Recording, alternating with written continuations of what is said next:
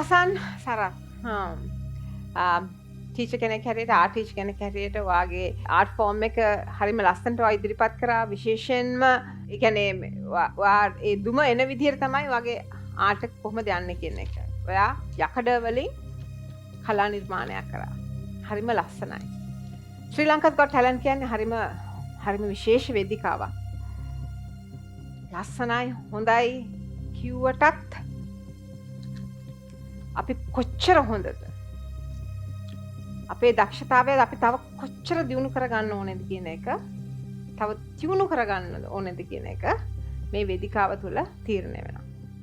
ඉතින් ඕගලන්ගේ දක්ෂතාවයන් අගය කරමින් කවුද ඉස්සරහට යන්නේ කියලා නැත්තම් අද දවසේ අපි කවයාටද සමු දෙන්නේ කියන එක කිව්වොත් අපිට ගන්න ඕන තීරණය තමයි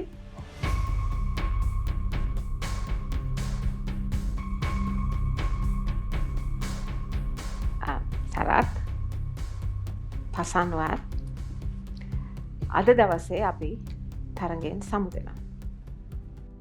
ජය ප්‍රාර්ථනා කරනවා ඔයගොල්ලෝගේ කරන හැම දෙයකටම. Thank you. Thank you so much.